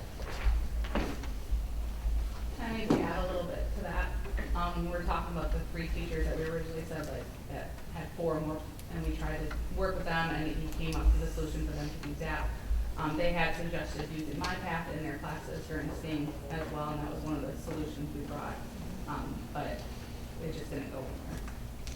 Wasn't there also You have a a suggestion question? about working in the special ed rooms? I mean, weren't there like 3 different? Is there a question for the administration? That is the period we are at. Please.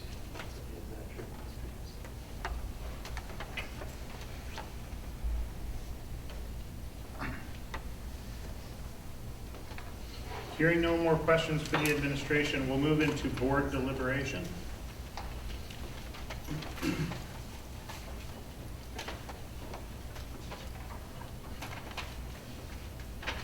Would anyone like to? Mr. Cook, Discuss at this the time, I need to let you know that I will be abstaining from this vote for legal counsel, and therefore cannot take part in the deliberation. Understood, thank you.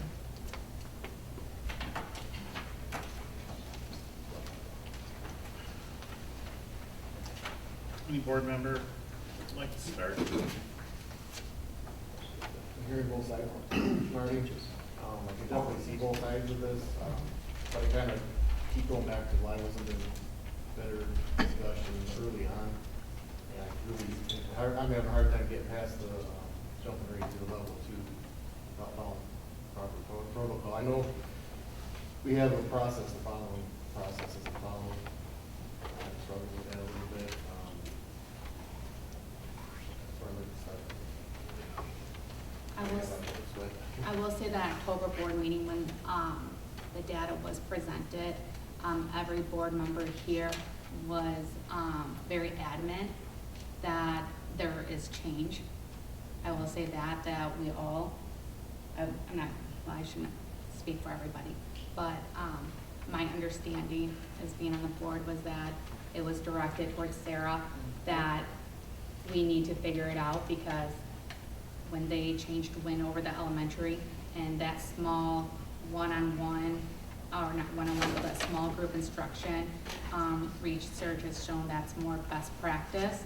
And so seeing the success that the elementary had over there was kind of one of our questions, why are we not doing it here too? Right. If we know what works, and we've seen the success, and the elementary is thriving and their numbers are very great, we obviously have to do something different here. So that was the discussion at the October board meeting. Okay, and I didn't have. Yeah, for sure. Yeah, I think change like that is great too, but, and I go back, reading the union contract, languages, and, you know, again, there's still a process, so, I mean, whether there's a violation or not, I mean, the process will follow initially. So correct. I keep defaulting to that. I know there's a lot more to this. Correct, yeah, for sure. Thank you, yeah, the process was not followed, which is, so I certainly agree with you on that. I think when we get to the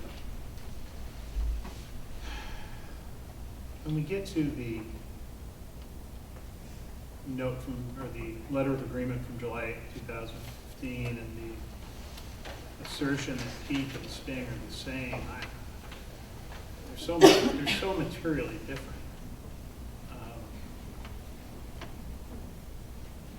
Peak shall replace weekly notifications of Saturday school. We'll run the last 30 minutes of every school day. There's several things in here that, and of course, this is specifically for the 2015-16 school year.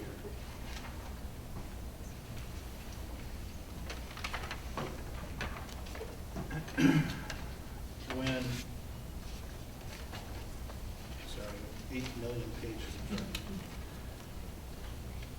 When I read junior, senior high school teachers will be responsible to instruct 5 regular class periods and STING, approximately 30 minutes. I impute the word instruct into both things.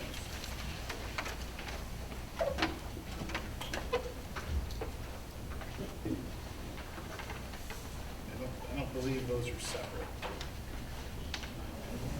I certainly think that, I believe that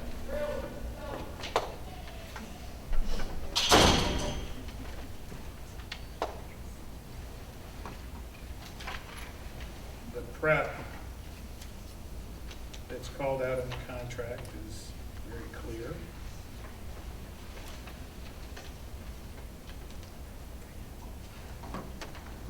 I really stick on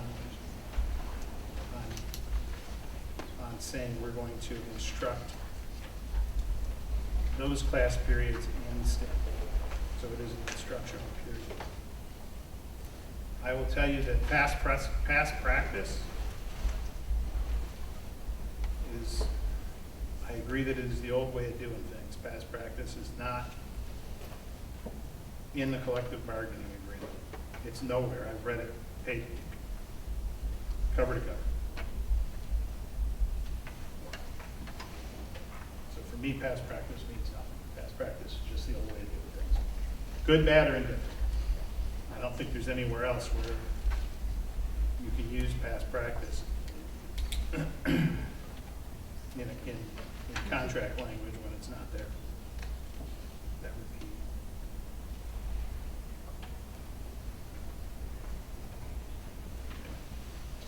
Anybody else? I just remember, just our meeting in October, all of us were astounded by the low scores. We really couldn't believe it because we had been going up a little bit a few years before that, and for them to have bottomed, it was almost like they were bottoming out. And so we really did direct Sarah to do something. It's like you have to do something because too, we were instructed that the state could very easily come in and just start taking over because of the scores that we had. And so it's something that as a board, we did not want to see anything like this happen. And we want what's best for our students. We want them to be instructed. We want them to succeed. And that we want to have, just like we want to have our graduation, we want to have all our kids graduate.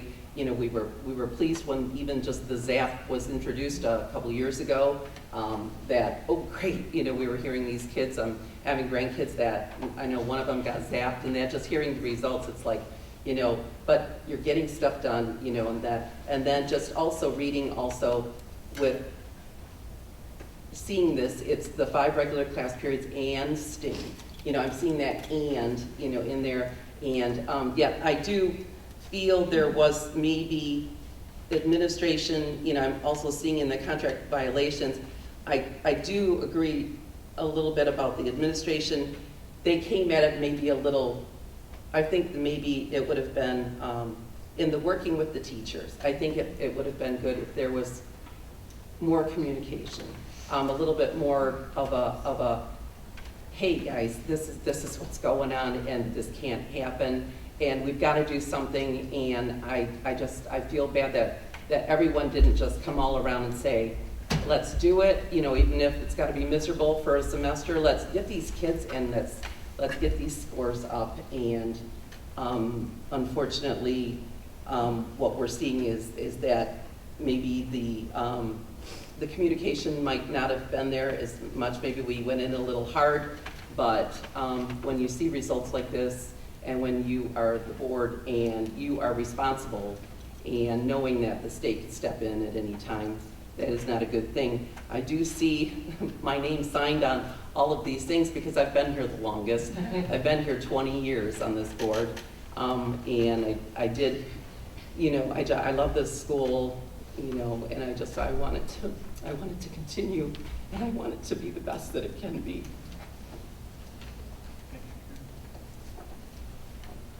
So when I look at the remedies sought forward, and I look at the 5 things, I'm discounting number 5, past precedent, not addressing that, but you know, number 1, compensating teachers.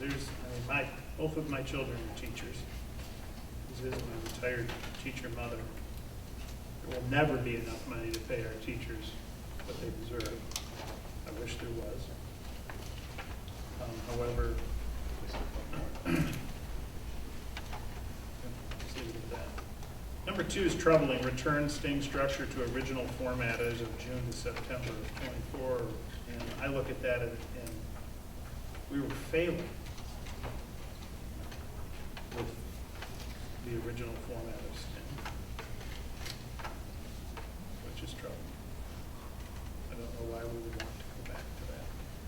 I certainly think things will continue to change as far as the methods of instruction, because they change constantly. That's never going to change. I don't have as many years on as Mrs. McHugh, but I've seen it change in this, the 6, 7 years I've sat at this table. I would expect it to continue to change.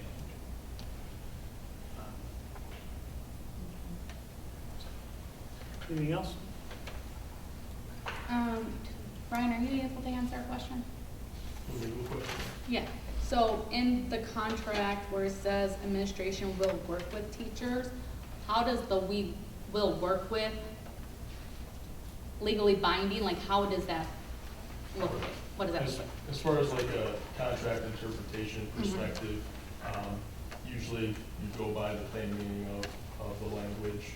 Right now, there could be multiple interpretations of the contract language, and just from a practical standpoint, ambiguity is not necessarily the best thing for a contract, because then there is potential interpretations in multiple ways. So ultimately, you know, from an interpretation perspective, you usually look at the plain meaning of the terms used, as well as whether there is a mutual intent by the parties. Now, again, usually the mutual intent is within that plain language. So again, but ultimately, there potentially could be multiple interpretations of that term. So by having the PDs with the teachers, would that cover the work with? I mean,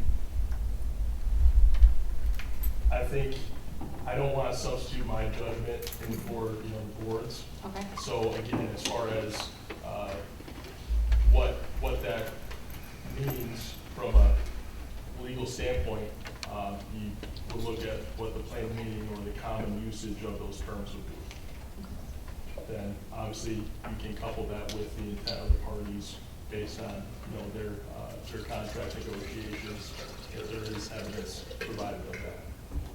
Gotcha, thank you.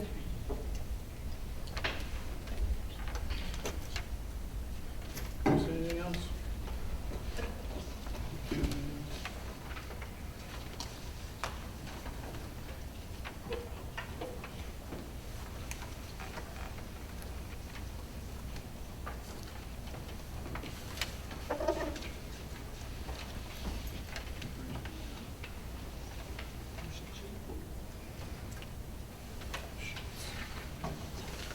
Thank you.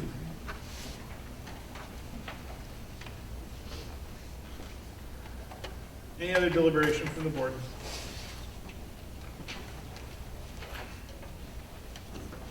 All right, so a motion would be in order.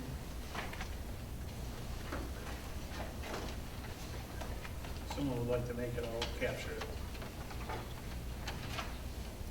You have two choices. Yep. As we discussed. I move that the contract was not violated.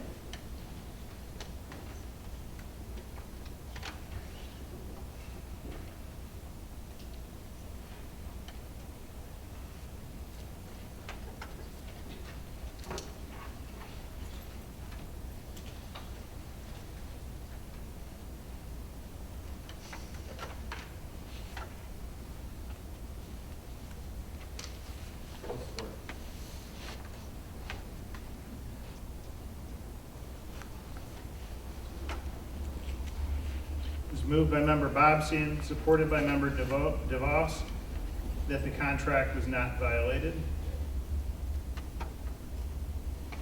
Now, let's take a roll call vote, please.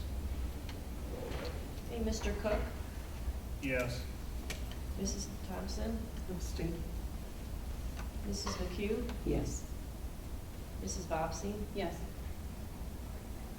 Mrs. Rosenau's absent. Mrs. Jurick's absent. Mr. DeVos? Yes. Motion carries.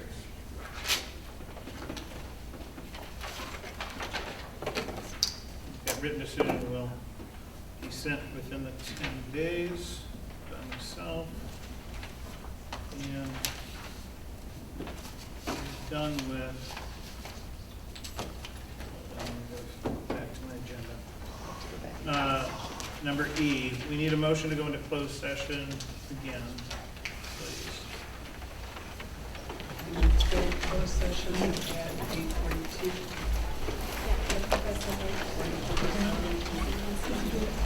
Negotiations, getting this It's moved by Member Thompson, supported by Member Bobsey, to go into closed session at 8:42 p.m. in accordance with the Open Meetings Act 267, 1976, for the purpose of 81C negotiations. Need a roll call. Yes. Mrs. Thompson? Sorry.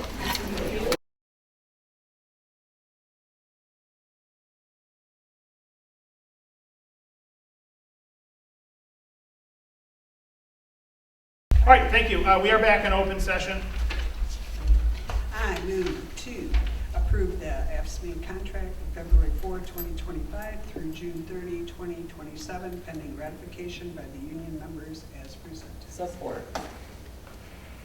It was moved by Member Thompson, supported by Member McHugh, to approve the AFSCME contract for February 4th, 2025 through June 30th, 2027, pending ratification by the union members as presented. Any further discussion? We love our bus drivers.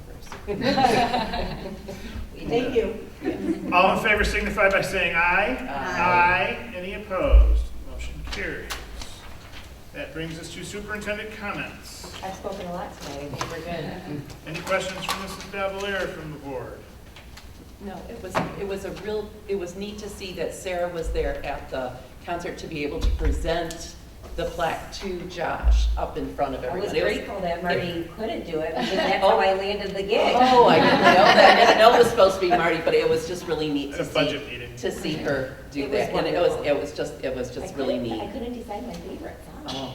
I really couldn't. How many did they get that one? Honestly, she Three, was it? Four. Four. Oh, wow. And they were so good. They did seven songs, and it was just. Oh, seven? 7 songs, yes. Wow. It definitely wasn't for the. It went by fast when you were having so much fun. And plus And I there was was from 7, Memphis. yes. Yeah. Anything else from Mrs. Davalier tonight? I would entertain the last motion of the evening. I move to adjourn the movie, not movie, at 8:54. Sarah, do it tomorrow. It was moved by Member Bobson, supported by Member Thompson, to adjourn the meeting at 8:54 p.m. All in favor signify by saying aye.